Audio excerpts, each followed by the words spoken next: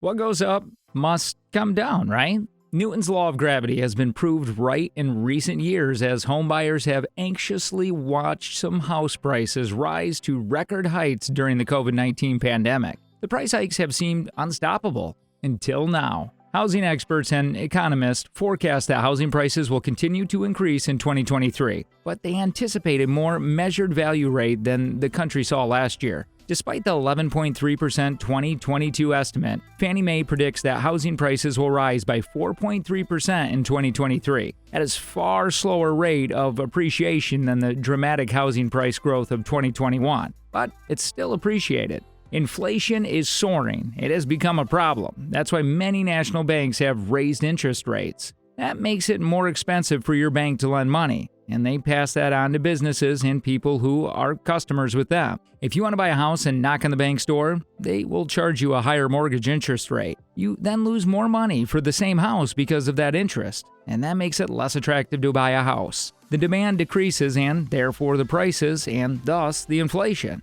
The Central Bank of the US, Canada, New Zealand, and Australia have raised the interest rate further and more often than in Europe. The European Central Bank, ECB, is doing so for the first time this month. Interest rates are up 0.5% from 0.5 to 0.25. That pales into insignificance compared to, say, Australia. Their interest rates will be raised for a third time next week to 2.5%. The U.S. Central Bank has also gone further than Europe so far. After several raises, interest rates there are now hovering around 1.8%.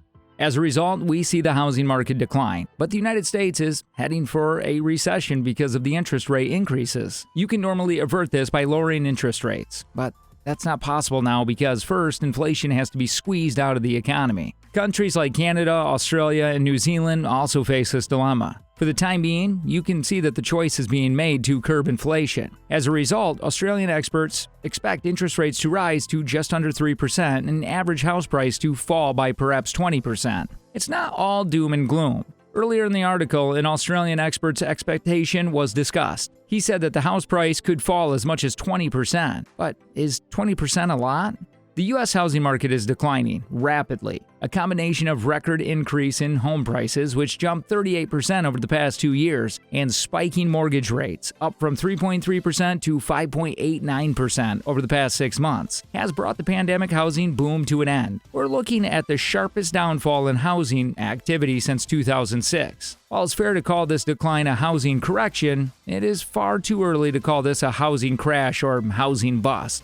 Between May 2022 and May 2023, CoreLogic predicts U.S. home rates are predicted to rise another 5.8%. But not every housing market will be so fortunate. Fortune reached out to CoreLogic to see if it would provide us with its analysis of the largest regional housing markets in the nation. Among the 393 regional housing markets it looked at, CoreLogic found 46 markets had a greater than 40% chance of seeing local home prices go down over the next 12 months. Last month, only 25 markets fell into that camp.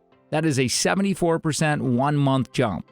Reason for falling prices: inventory is filling up. A serious shortage in inventory was one of the biggest influencers of increased housing prices during the pandemic. Demand was skyrocketing thanks to the proliferation of remote work. But there were just not enough places for all the people who wanted to buy in the places they wanted to buy, at the least. The housing supply is still remarkably smaller than before the pandemic, but the crunch is beginning to cool down. At the end of May, there was 1.17 million unsold homes on the market, according to the NAR, National Association of Realtors, a 14% jump from the previous month. And in June, 20% more active listings were on the market compared to the year earlier. The gains have been especially big in former pandemic hotspots like Texas and Austin, which saw a 146% surge in inventory annually last month.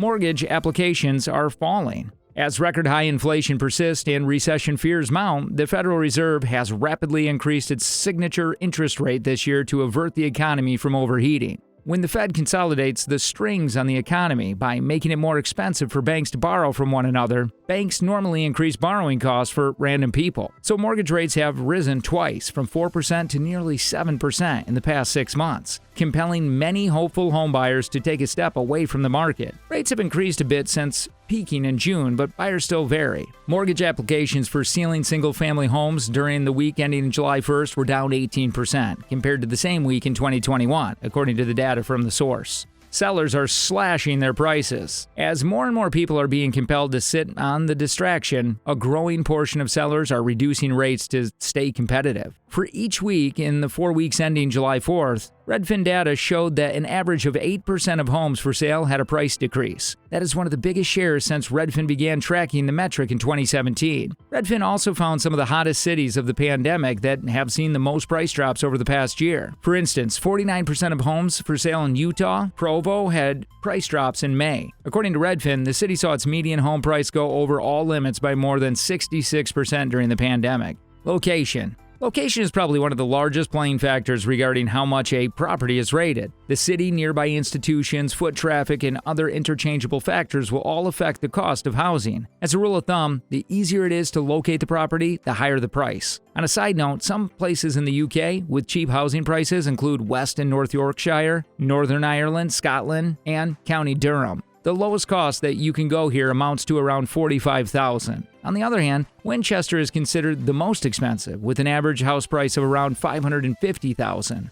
Economy. Of course, the contemporary economy will also influence housing costs. After all, the market still follows the logic of supply and demand. This 2023, the economy will be very much affected by the Russia-Ukraine war. This applies to all countries worldwide. This is also one of the base behind the foreseen increase in housing prices. Some reports believe that housing prices will eventually be balanced this year. It will depend on other economic factors, like the UK, current state, foreseen inflation and interest rates, and more. Various benchmarks are used to explain a recession, but frequently it is marked by a period of high unemployment. Sometimes stock values will increase during a recession, though that does not always happen. Similarly, home values can go up during a recession, but the extent to which that happens may depend largely on factors like borrowing rates and buyer demand. In the U.S., economy sets foot in recession territory. Some financial experts have been warning something that could happen. It might help drive home prices in a backward direction, but that is not necessarily a bad thing. As of April, home prices were up 16% yearly, per the National Association of Realtors. That means there is plenty of room for home prices to come down without producing a crisis that leaves millions of homeowners trapped on their mortgages. The main reason home prices are so much more right now is that the demand is high and the inventory is low. If a recession were to happen, it could result in lessened demand, especially if the price of a mortgage stays as high as it is right now or keeps rising. And that could sequentially bring home prices down to more average levels. But unless housing inventory picks up soon, we'll not likely see a major decrease in home prices because supply is still so catastrophically low. Despite decreasing buyers' optimism that now is a good time to buy a home, the number of households focused on becoming homeowners remain high. This is mostly true for younger home buyers, who are likely first-time buyers battling to save for a down payment as rent continues to soar. At the same time, seller expectations for larger down payments appear to be going up, fueled by a still competitive housing market and repeat buyers with comparatively more available equity. The housing market will not change from a seller's to a buyer's market anytime soon. Increasing mortgage prices may take some of the steam out of the market, allowing inventory to increase slightly. It would also slow the rate of home prices appreciation and decrease the possibility of a red-hot housing market following the overheated market. With that, we have reached the end of this video. What are your thoughts on the recession? Do let us know in the comments. If you like this video, give us a thumbs up. Also, don't forget to share and subscribe. For more videos like this, click on the links you see on the screen. We will meet again in another video. Until then, take care.